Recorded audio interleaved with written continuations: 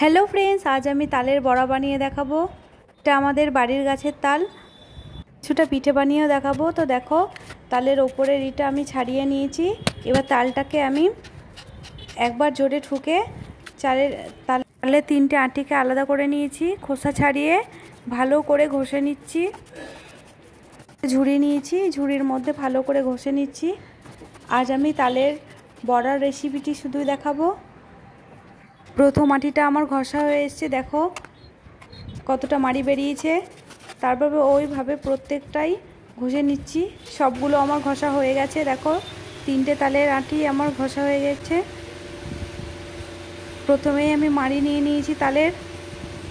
তারপরে এক বাটি আটা, এক বাটি চালের গুঁড়ো।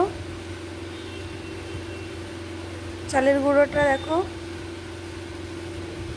খুব মিহিও করিনি, খুব মোটাও নেই। এক বাটি চিনি নিয়েছি।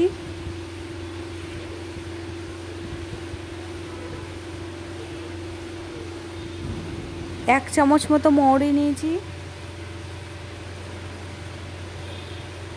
আর একটুখানি খাবার সোডা নিয়েছি। এবার আমি তালের মাড়িটা নিয়ে নিচ্ছি একটা পাত্রে।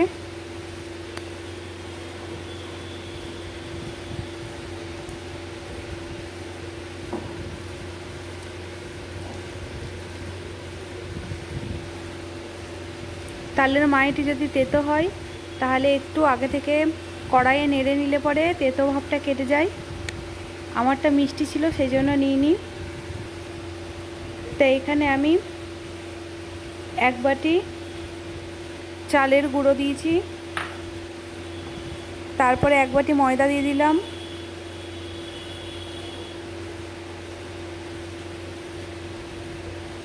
খাবার সোডা একটুখানি দিয়ে দিলাম।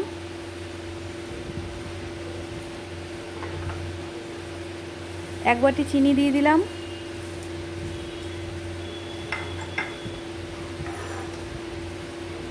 এক চামচ মৌরি দিলাম।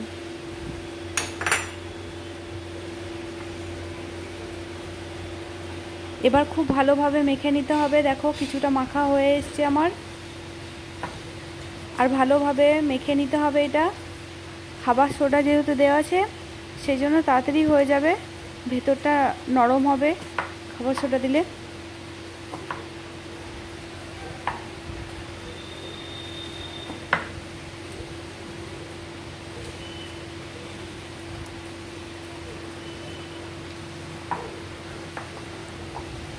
তো খুব ভালোভাবে আমার মেখে নেওয়া হয়ে গেছে।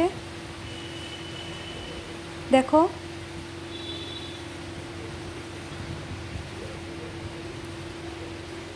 আরও একটুখানি জল দিয়ে দিলাম। যেহেতু আমি একটু বেশি চালের গুঁড়ো দিয়েছি সেই জন্য একটুখানি জল দিলাম।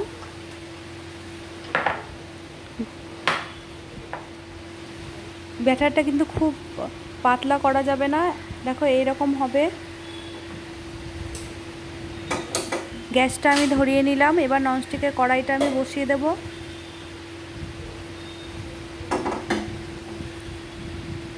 কড়াইটা গরম হয়ে আসলে পরে আমি এখানে সাদা তেল দিয়ে দেব। বড়া ভাজার জন্য একটু তেল বেশিই লাগে।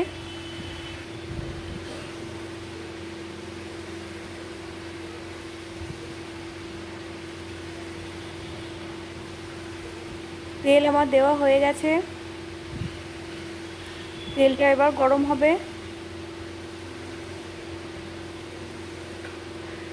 তেলটা গরম হয়ে এলে দমটা মিডিয়াম করে দেব।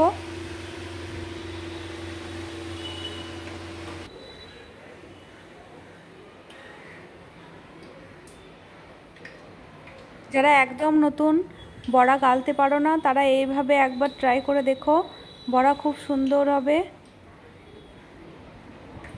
এইভাবে একবার নিয়ে আঙুলের সাহায্যে বড়াটাকে তেলের মধ্যে দিতে হবে। অনেকে বড়া গালতে পারে না, এইভাবে করলে সহজেই তেলের মধ্যে দেওয়া যায়।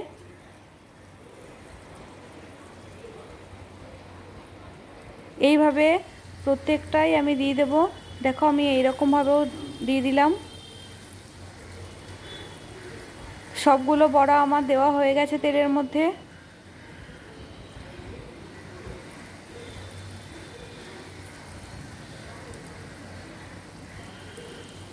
এবার খুব ভালোভাবে ভেজে নিতে হবে।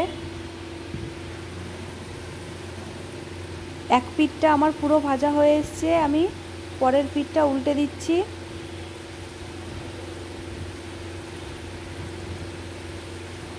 দেখো বড়াগুলো কেমন ভাজা হয়ে এসছে।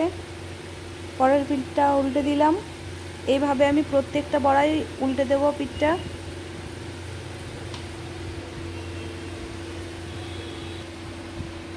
তো বড়াগুলো আমার ভাজা হয়ে এসছে।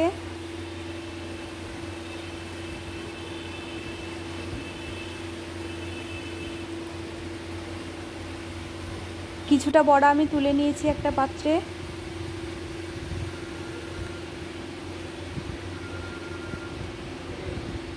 তা আজকে শুধু বড়ার রেসিপিটি দেখালাম, অন্যদিন পিঠের রেসিপি দেখাবো।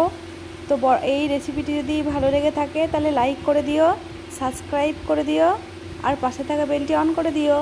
দেখো বড়াটি আমার ভাজা হয়ে এসছে, নরম হয়েছে। এবার আমি পিঠেটাও তোমাদের দেখিয়ে দিচ্ছি।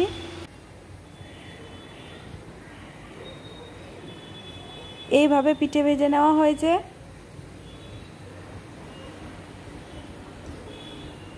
এই তালের পিঠেটাও কিন্তু খেতে খুব ভালো লাগে। এই সময়ে তো আমরা সব কিছুই পছন্দ করি তালের। টাটা বন্ধুরা।